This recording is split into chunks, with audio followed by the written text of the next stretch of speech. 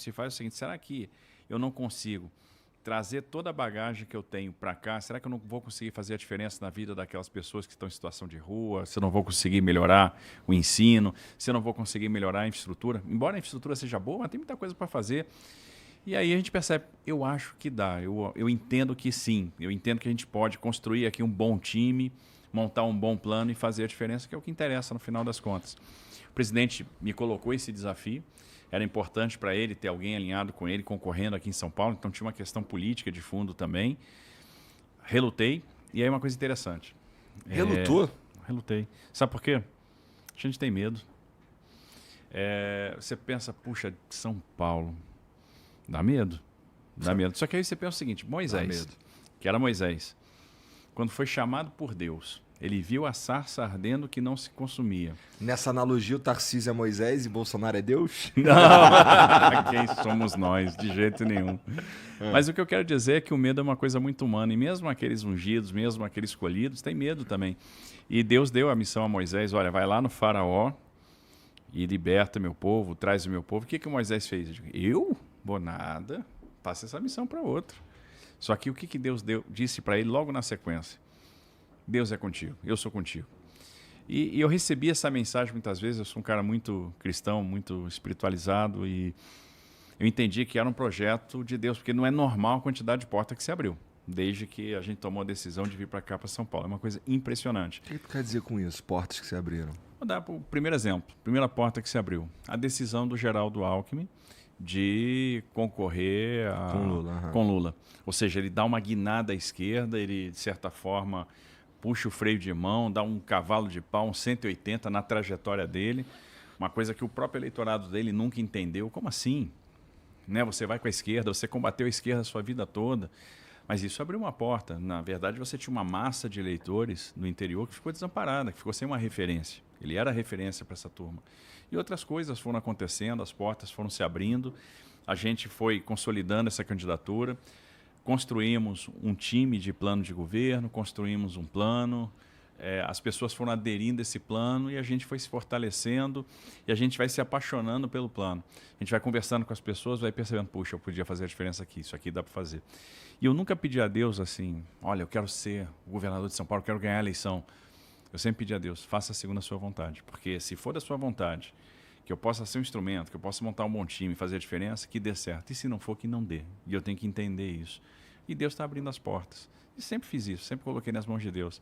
Então, é um desafio enorme, um desafio muito importante. Eu sei que eu ia ter um papel importante na própria eleição presidencial, porque o presidente precisava de alguém aqui do lado dele no maior colégio eleitoral do Brasil, e tem um compromisso com as pessoas. E cada vez que o tempo vai passando, que a gente vai conversando com as pessoas, a gente vai vendo o seguinte, que as pessoas estão depositando esperança em você. E a gente não pode falhar, a gente tem que corresponder. Tem muita gente que acredita em você, a gente tem que fazer a diferença. Tem um, no teu caso, assim, olhando as pesquisas, bom, as pesquisas dizem que você está na frente, né?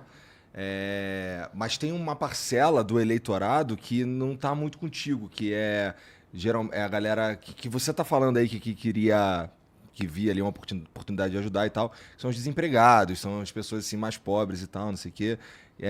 A que tu atribui isso daí? Tem como é que tu faz para conversar com essas pessoas aí e tentar trazê-las pro teu lado? Esse é o grande desafio, Igor. Eu não sei. Eu queria saber. Esse é talvez a grande questão. Porque o que acontece? Quem acompanhou o trabalho no Ministério da Infraestrutura, acompanhou aquele negócio, fazer leilão, terminar a obra, percebe o seguinte, esse cara ele tem uma capacidade de realização, ele se acostumou a tirar projeto do papel, ele tem uma boa articulação, porque não é infraestrutura no Brasil é igual pitfall, né? E quem não tem mais idade não vai saber do que a gente verdade, tá falando. Pitfall é um joguinho de Atari, viu, família? Assim, é velho. É bem velho, bem assim, velho. só a galera que tem mais estrada que sabe o que é pitfall. Mas é jogar pitfall, porque você tem que, né, para fazer infraestrutura, você tem que pular o buraco, passar por cima da serpente, né, passar pelo tronco bobo, pular na cabeça do jacaré, fazer o passeio do cipó, e ainda tem gente atirando, é mais ou menos isso. E o pessoal, com isso tudo o cara conseguiu fazer, fez leilão na pandemia, trouxe investimento e tal, então, esse cara Só que essa realidade está distante da maior parte da população que está lutando aí para sobreviver, que passa necessidade. Então, eles não acompanham essa questão da infraestrutura. Então, a questão social é muito importante para eles e eles identificam, às vezes, que a esquerda sabe lidar com o social. Mas isso é falso. Isso é ilusão. E o que a gente vai querer mostrar é que a gente vai saber fazer política social muito melhor do que eles. Porque a diferença da nossa assistência social é que a gente vai dar a porta de saída. O que a gente quer? Entender onde é que está a raiz da pobreza, onde é que está a raiz do problema. Construir um plano de desenvolvimento individual, requalificar, recapacitar a pessoa, perceber qual é o dom, qual é o talento. Cada comunidade de São Paulo, cada favela de São Paulo está cheio de gente talentosa. Lá em Paraisópolis, tem mais de 10 mil negócios em Paraisópolis. Então é gente empreendedora. Tem gente empreendedora que nem sabe que é empreendedora. É a mulher que faz o doce caseiro, é a mulher que borda a toalha, o pano de prato, né, que vende, que costura, que batalha e que ganha o seu sustento, porque as pessoas querem ser donas do seu próprio negócio. E essas pessoas, se ajudadas, elas prosperam. Se elas tiverem treinamento, se elas tiverem crédito. Aquela pessoa que está hoje nas drogas, a gente pode trabalhar a recuperação da dependência química e apresentar a porta de saída. Então, essa questão de construir a porta de saída, reinserir a pessoa no mercado de trabalho, dar o treinamento, né, de criar a oportunidade, porque você vai buscar identificar as oportunidades. E onde a oportunidade não existe, aí o Estado entra. Que aí o Estado tem que criar a oportunidade. E, obviamente, isso vai fazer com que você tenha uma massa cada vez menor de pessoas que necessariamente vão precisar da assistência do Estado. E sempre terão essas pessoas. E para essas pessoas, a mão do Estado vai ser mais generosa. Porque dá aí pra fazer isso, cara? Dá. Assim, no sentido de... precisa de dinheiro, né, pra fazer isso daí. Precisa de dinheiro, mas observe, o dinheiro hoje é muito desperdiçado. É muito desperdiçado. Então, se você investir da forma correta, se você otimizar a aplicação do recurso, você vai ter o dinheiro para aplicar na ponta. Então, é uma questão, no final, de melhoria de gestão. Quanto é que é o tamanho do patrimônio imobiliário do Estado de São Paulo, por exemplo? 130 bi. Tem muita coisa aí deteriorando, tem muita coisa que a gente não precisava ter, tem muito ativo que a gente pode Tá falando de uns prédios meio abandonados. Prédio abandonado. O que vale mais a pena para o Estado? Ter um prédio ou alugar uma laje? Ou seja, alugar um espaço onde eu tenho a prestação de serviço, eu tenho a manutenção predial, eu tenho a vigilância. Sai muito mais barato, muitas vezes, o aluguel. Então, quanto é que vale aquele prédio que a gente tem, muitas vezes, num local bem muito valorizado, etc. Quanto é que eu reduzo no custeio? Então, são essas mexidas que a gente começa a criar o espaço para investir nas pessoas. E aí, o grande desafio é pegar aquele pessoal mais carente e mostrar para eles o seguinte: eu gosto de você e eu estou muito afim de resolver o teu problema. Eu estou preocupado com o teu filho. Eu quero que seu filho tenha perspectiva. A minha mãe é uma empregada doméstica, foi empregada doméstica. Meu pai trabalhou no comércio, carregou caixa de sapato, carregou saco de bola. E esses caras venceram na vida e me deram condição de estudar e de ir além.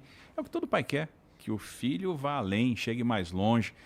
E eu quero dizer para essa mãe, eu estou preocupado com seu filho, eu quero que seu filho tenha futuro, eu quero que seu filho tenha ferramenta, eu quero que seu filho brilhe. Olha só, você brilhou aqui, brilhou nos games, brilhou na comunicação. Quantos jovens podem brilhar também nos games, na comunicação? Quantos desenvolvedores de aplicativo nós podemos ter numa área carente? Quantos talentos para a música? Quantos talentos para o esporte? O Estado tem que chegar junto. O Estado tem que se fazer presente. E assim, eu estou em São Paulo faz uns 2 anos, talvez um pouco mais. Mas eu já tive oportunidade eu já fui muito bem recebido por essa galera aí. Então eu tenho um bom relacionamento com pessoas, com uma ONG específica e com um cara específico lá no Capão Redondo e tal, com quem a gente já fez um trabalho junto. Inclusive, existe um programa lá que está com a gente aqui, que a gente construiu lá um estúdio lá no Capão Redondo e tal. Também tem um bom trânsito com a galera da